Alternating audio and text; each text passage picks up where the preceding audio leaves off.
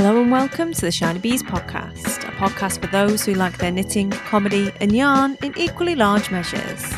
I'm your host Jo Milmine and this is episode 167, a pod of Christmas past. I feel a need to laugh again with you, if that's alright.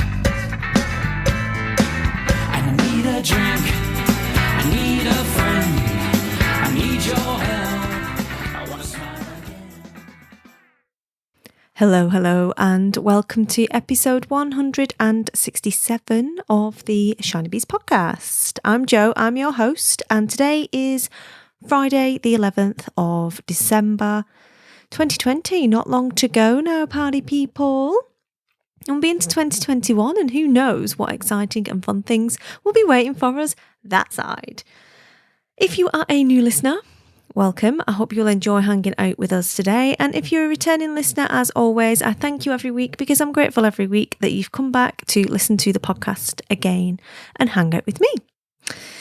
So today's episode, I've got a little bit of news for you first, and then I've got some vintage material for you that I thought would be kind of fun to put out on the channel. I recorded this vintage material for someone else's podcast in 2014 and thought, you know what, this year is a year that requires a little bit of nostalgia, I think. So I decided I would put that out as part of the show today.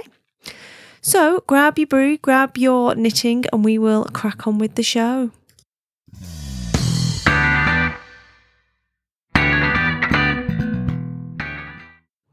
So in terms of news then, I've got a new podcast episode to share with you from a long-time listener of this podcast who invited me on her new podcast a couple of weeks ago, and she's just released it. And the interview is obviously with me, and it's called the Brew Time Podcast. It's all about creating content that matters. And in this episode of this podcast that's hosted by Fiona, I talk all about like this podcast, making this podcast, and also the kind of things that have sort of grown out of this podcast from a business point of view. And there's also quite a lot of, I guess, like ethics, like not ethics so much as kind of why I do what I do and how I do it and why I do it that way type thing. So if you've ever been interested in like me beyond the podcast and the knitting aspects of things, then please feel free to go over there and take a listen. I will put a link to it in the show notes, and it'd be interesting to hear what you think, really. It is still quite funny. I did guffaw at myself once at least during the course of the conversation, but there's a lot of chat in there about this podcast and why I started it and what's come as a result of the podcast, and also why I do things the way I do them, and yeah, not taking any bollocks basically, and not being bothered or following the crowd is a big theme in that. It's looking to be quite an interesting podcast to listen to if you're into content creation or content marketing and stuff like that. Then it will be interesting to listen to from a business perspective. But like I say, if you just want to hang out with me for an extra 45 minutes or whatever it was and listen to me bang on about why it's important to give people chips, peas and gravy when they ask for chips, peas and gravy, then head over there. The other exciting thing I've been working on is Podcasting Unpacked. So I've hinted and sort of talked about this project quite a lot of times over the last sort of 3 years or so, maybe even longer, might be 4 years, that I've talked about this as a project. And I've been doing a lot of this kind of one-to-one or for other people. I've been producing this sort of training, but I've never really quite got there with doing it myself. I have a book that's 3/4 written, and I have loads of trainings that are kept on a Google Drive that I occasionally give people access to, but I don't really offer it widely. And I just decided to basically call myself out on my own rubbish and to start encouraging people to start podcasts as a more vigorous encouragement and to help people with doing that, because I get asked about it all the time. And I really love podcasting. If you've listened to any interviews I've done with other people, and you'll hear it in that episode with Fiona as well, like I think podcasting is the best medium. I absolutely love it. It's given me so many opportunities, and I've met so many awesome people as a result of doing it. And I think it's really important for people to be able to share their voice and their message and get that out there into the world without it having to be really difficult, really techy, with a lot of rules about what you do and don't have to do. There are some guidelines, fine, follow those by all means, but a lot of stuff out there is very tech focused. It's like, oh, do I need this preamp? And what about that setting? And this is the best microphone, or this is the best cable. And it's a full-time job keeping up with all of that information. And you don't need to know most of it. You just need to know what bits work, what buttons to press, what settings to put things on, and then just get on with it and talk and actually get on with getting that message out into the world. And podcasting Unpacked is basically how I'm going to do that. I want to empower people to use their voices and to share them widely about whatever thing you want to talk about, without a lot of rules, without a lot of shoulds and has tos, without cookie cutters, just doing things your way, but making it really easy for you to do that, and encouraging you and helping you with the questions that you've got so you can concentrate on making the content and sharing that. So yeah, I'm dead excited. I've been working on this brand idea for about 3 months now, and building another website for it, and working out like the brand voice and the messaging and all of the other bits you've got to do for a brand before you launch it, and trying to get the look together. So I know what it's going to sound like and I know what I need to write, but getting the visual right is quite important to me. I find that a lot of podcast education places on the internet are either really manly, there's a lot of men talking about it, and it's usually quite tech focused as a result of that, or the stuff that's aimed at women is pink and script font, which I'm not a big fan of, and seems a bit light on some of the substance. And I wanted to fall right in the middle of that.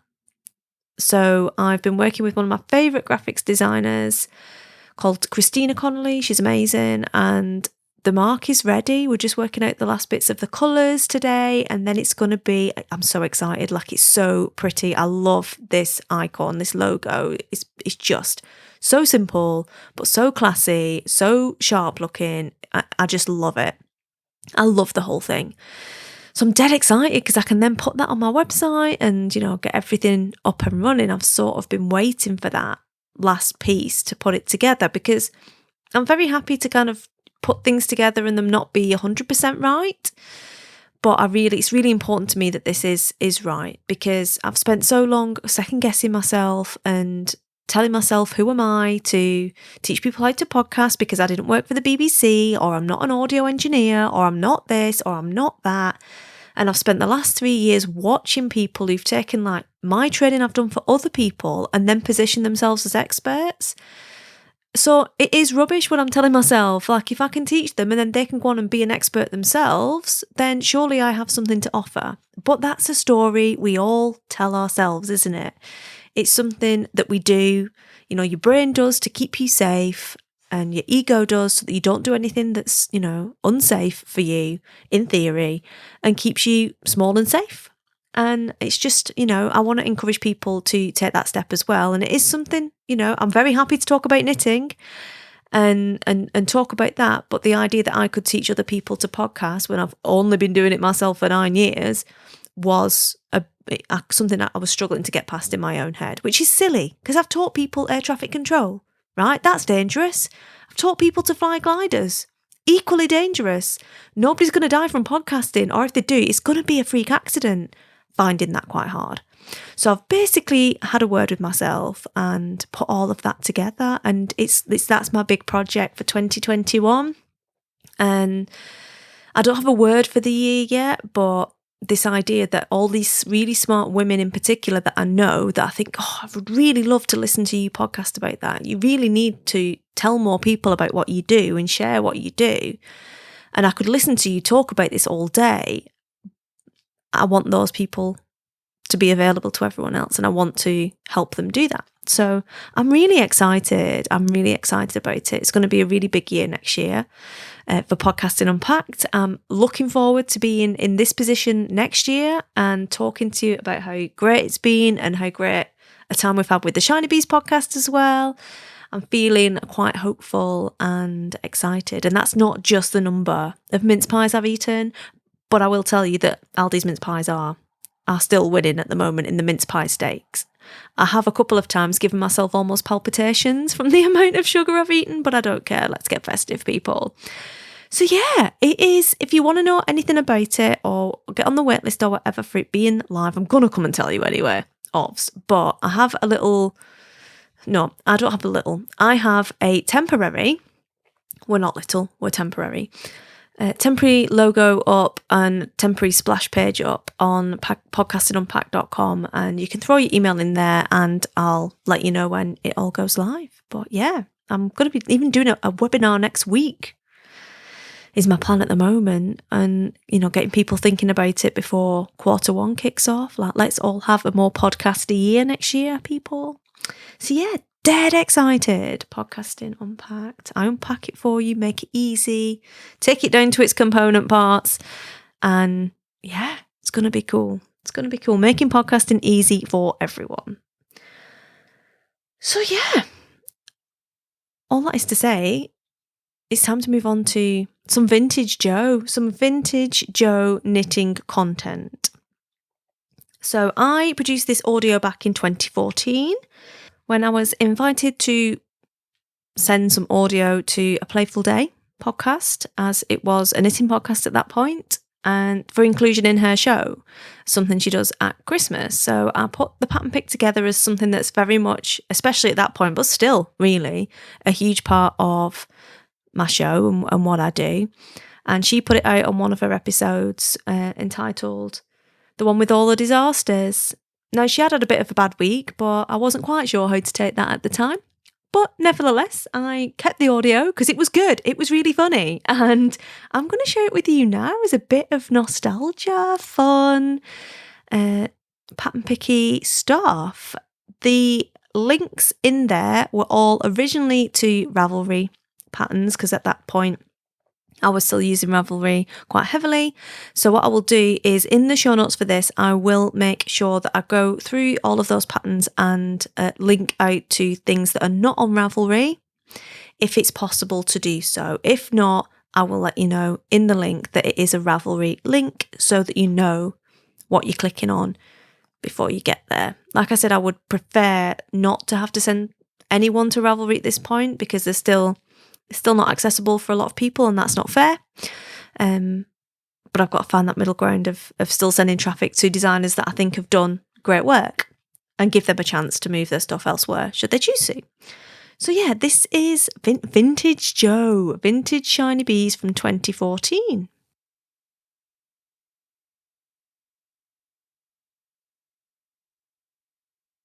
Hello and welcome. No need to adjust your podcast listening set. I've been invited onto the Playful Day show by Miss Playful herself to do a little guest slot for you as a part of a celebration going into the festive season. For those of you that recognise my voice, hello. And for those of you that don't, I am Jo Milmine of the Shiny Bees podcast, a podcast for those that like their knitting, yarn and comedy in equally large measures. Today for you, I have some comedy, and for those that are familiar, it's a pattern pick, and for those that aren't, I like to celebrate the finer and more unusual and particularly comedy aspects of knitting and crochet, and celebrate all those designers who have a brilliant sense of humour. Now, as we're going into the festive season, I thought it would be quite apt to do a little pick on the theme of Santa. And boy, have I got a pattern pick for you. If you are familiar with any of my previous work and extensive research into knitting and crochet patterns, you'll know that there's a bit of a theme that runs throughout those patterns which make it into the pattern pick indeed. And in this one, I think we've covered most of them. So it's a very special episode for you. And I think the only thing we can really do is just kick off straight into the patterns. First up, and by no means the best of the bunch, but there you go, is the Santa Helmet by Sally-Ann Lagerson. It's published in Sally-Ann Crafts, and it is a knitting pattern, category costume, I'd say, and it is a free pattern for a Santa themed motorbike helmet cover. Now it's knit in DK weight yarn, and it follows the usual colour scheme of a Santa hat. So on top of the motorcycle helmet is the hat, which is a white brim, red stocking stitch body, and then a little tiny pom-pom on the bottom. Now I really feel they could have gone a little bit nuclear with the pom-pom. It's a little bit unbalanced at the moment. This one definitely calls for a head-sized pom-pom just to complete the comedy value. And not content with just that, and obviously, you know, wind and things, different aerodynamic forces when you're riding a motorbike, you're going to need to keep it on somehow. There's also what appears to be loop knitting of a beard. There's a full-on beard on the motorcycle helmet, so you've got the bit where you get the kind of perspex that you can see out of to drive. You can still see out of that, but the rest of the hat is covered in a Santa hat and a beard. It is available now, and apparently it only takes 100 grams of DK white acrylic and 200 grams of red acrylic. And 10 grams of Panda Rustica thick and thin yarn. Not a yarn I'm familiar with, I'm not going to lie to you, and I would definitely up that white acrylic if you want a proper size pom-pom on this bad boy. There are 2 projects for that one, and I'm going to have a quick look. The other one isn't actually modelled on a person, it's just modelled on a motorcycle hat. But the pom-pom is definitely a lot better sized on the other project. So if you're a motorcyclist who's got a love of comedy knitting patterns and Christmas themed regalia, shall we call it, the Santa helmet is probably right up your street.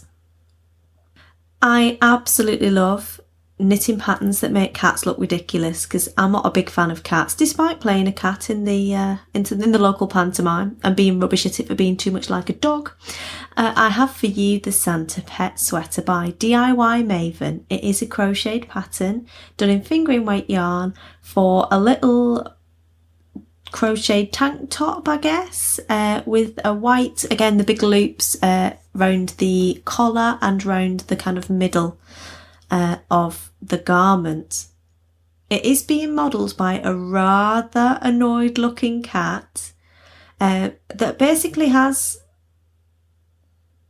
this look. It isn't even like it's just lost hope completely, massively ostentatious, just like, oh, humans, puny humans, you wait, you know, I'm gonna bring up some dead rat in and put it in your cereal. So the cat's face is worth it alone, frankly. And if you have a cat that you need to make look ridiculous, and who doesn't have one of those in their lives, especially if it's an annoying neighbour's cat that poos on your garden, get yourself amongst this Santa Pet Sweater pattern and get that cat sent home wearing that. Hilarious. Now, if you heard the latest pattern pick I did on my podcast, which was Knit Your Own Halloween, you will know that there was a very special pattern in there that caused a lot of excitement amongst the pattern pick aficionados and me, frankly. And I am very pleased to say that Maggie Weldon, who is becoming somewhat of a cult hero of mine, has not disappointed in the Christmas department either. This is a pattern for the Santa toilet cover by Maggie Weldon, published in Maggie's Crochet. It is a worsted weight yarn pattern available now for $7.99 US. And let me read out the description before I describe the actual garment. Most of us enjoy a festive atmosphere in every room of the house during holidays. Don't forget the bathroom. Toilet covers allow you to add a bit of fun to an often overlooked space. Spruce up your toilet with this wonderful Santa toilet cover. Made with worsted weight yarn, these simple covers are the perfect finishing touch. Fits most standard toilets. And I believe that was pretty much the same one that she had for the Halloween one. This one is a knitted toilet cover, or not knitted, crocheted toilet cover for a Santa themed toilet. So on the lid of the toilet, it's red and the cover covers the entire lid, which again, I'm going to voice my concerns in the hygiene department, reference this. Then for the cistern, there's a full-on crocheted Santa face, eyes, beard, the works, which then as you go up the cistern to the top, the bit that you normally open to kind of, put a little blue loo box in or whatever, that is the brim of the hat with a little holly adornment on the edge. And then on top of it, and this again pleases me no end, the top of the hat it has pom-pom. It's about the right size, but not just content with being ordinary, it's actually a tissue box cover. So you can fit some Kleenex tissues, little square boxes in that. Other brands are, of course, available.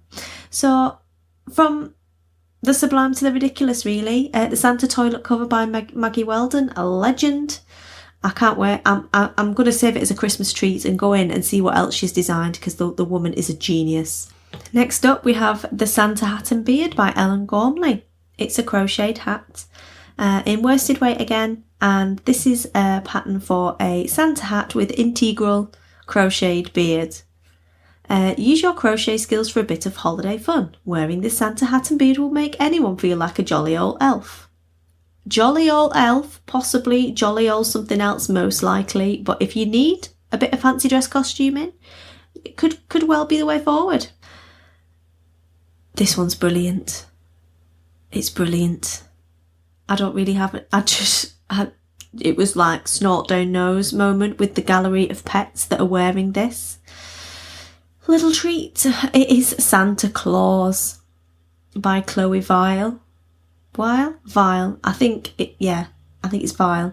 And it is a knitted pattern for a Santa hat for your pet. I think it was originally planned for her cat, who, as you can only imagine, looks completely thrilled to be wearing it, and is definitely in no way pulling any face that says I am going to wee all over your freshly laundered stuff at all. It's just look of disdain. And it's only been tested on a large male cat. You may want to adjust for your pet's adorable head. How do they get their cats to sit still and put this thing on? Because this is just not cat-like behaviour. And it always surprises me how many people manage to get their cats to wear this stuff. And as if the original pattern wasn't good enough, if you scroll down the project pictures for this, it's brilliant. The second one down, the cat looks like someone stuck its finger up its bum. But then if you look closely in the bottom left-hand corner, you can see that someone's actually holding the cat's paws down while they take the picture. Brilliant. Underneath that, there is definitely an extra from a Bond film, Cat, by Lynn Puss, that's got a funky fur white hat on and looks in no way evil at all. The one underneath that is blurry because the woman has her hand so tightly around her pet's neck that it's kind of its eyes are just sticking out further, and the cat is clearly trying to escape but struggling. I wonder how all that went afterwards. Classic Yorkie's pose. Yorkies are another one of these dogs that end up wearing comedy knitwear. Who in the right mind puts a hat on a Siamese cat? They're like notoriously evil, and this one is no exception. And it's even made it onto, it's a rabbit, I think. It's a rabbit, yeah, a rabbit with one, again, bit of funky fur on there. Love it, loving your work. And the ears, I guess, stick out a lot easier when you are a rabbit and have massive ears. And the gallery of rather annoyed looking pets just continues. So if you want to die with cat scratches all down your face because your pet hates you, that is the one for you. But very funny to look through the pictures. Another one of my pet favourite things to look for on Ravelry is toilet paper covers, and Maggie Weldon is here again, troops. She's back, and she has the Santa's Hat TP Topper PA206, which is a crocheted pattern for $6 US. It's $5.99 for a toilet paper cover for your toilet roll to go with, I assume, the toilet cover. It's even got a little jingly bell on the end of it. Brilliant, just brilliant. You are my hero, Maggie. Next up, we have the Santa beard. there are a lot of patterns for Santa beers, as you can probably imagine, but this was definitely the most impressive. It's by Sissy Holmstrup, and I thought Hoxton might like this one. So this is how it got in, and it is a pattern for a knitted beard done in worsted weight yarn, but it's proper. It's like a tasselled beard. It's not knitted really at all. I guess the actual bits that hold it on are knitted, but then all of the tassels stick out, so it's like a proper full-on yarn beard, loose bits of yarn. You could sit there and play with the bits of yarn. It would be brilliant, and it's a free pattern. If not, why not, my friends? Get amongst it. You need this beard in your life. Next up, again, a variation on a theme, is the Santa Claus dog hat by Sarah Sach. Posh Pooch Designs Etsy shop, I do believe, has been in a pattern pick before. Her name definitely sounds familiar or notorious, possibly not at Maggie's level yet, but you never know. And yeah, Santa Claus dog hat. So little tiny chihuahua white dog hat with the ears sticking out the top, and it's Santa's face, and the ears of the dog are sticking out just above the top of Santa's ears really, and then it goes into the hat, so it looks like Santa's hat's on the dog's head. The dog, well, it's got a chin strap, which again only adds to the comedy, but the dog just looks absolutely furious. In fact, this dog has already urinated on the owner's pillow, I reckon, because that's the look he's got. It's just like, you are going to die. If I had laser beams for eyes, you would be gone. You would be out of there right now, my friends. $3.99 US if you want it, and it's only for small dogs, because comedy patterns are only for small dogs, don't forget that. Extensive research has proven that big dogs do not get knitted for. Last up in the very, very comedy section is Santa's Surprise Panty by Joan McGowan Michael, and again, quite a distinctive name. And she has been in the pattern pick before, because doing underwear seems to be one of her things, and that's what this is. It is a knitted pattern for intimate apparel underwear done in DK weight. You're going to need 191 metres of yarn for this bad boy, and essentially it's a pair of Santa themed knickers that's kind of like the triangle bikinis you get where you fasten the sides, and across the top of the knickers there's some funky fare, natch, a few beads it looks like there on the front, and then at the end of the ties at the side there's a little kind of Christmas bell on the end of it, so they'll hear you coming at least. Next, and to wrap up, is the Playful Santa hat. Oh, the Playful Santa hat by Mimi Alelis. This is a crocheted hat for a Santa hat, but it's the Playful Santa hat, and this is a playful day, so this would be entirely appropriate. It's modelled on a little teddy bear, and it's a free pattern, so we can all have our playful hats on and have a lovely, wonderful Christmas. That's all from me, and if you've enjoyed what you've heard, it's entirely possible you haven't, but if you have and you want to join me for some more comedy fun, a lot of luxury knitting yarn, and quite a lot of chat about knitting, you can find me podcasting over at Shiny Bees. Thank you so much to all of the knitters and crocheters that design these patterns for our amusement. You are all geniuses, and we love your work. Have a great holiday season and a wonderful and peaceful Christmas to you all, and speak to you all again soon.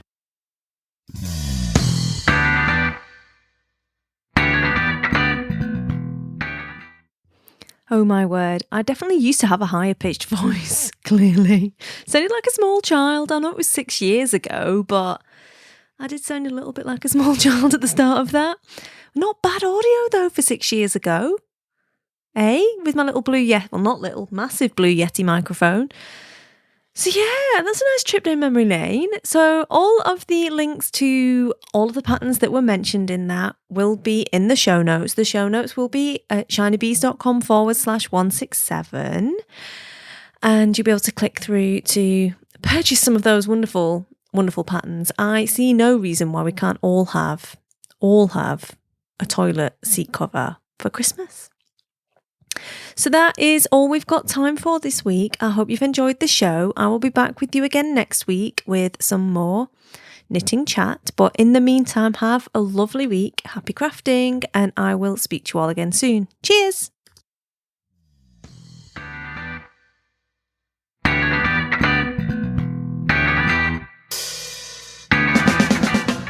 You've been listening to the Shiny Bees podcast. Show notes for this episode can be found on the website at shinybees.com/167. And if you've enjoyed the show, please do consider heading over to your podcatcher of choice and leaving a review. It helps other people find the show and it makes me feel good about life. If that's alright.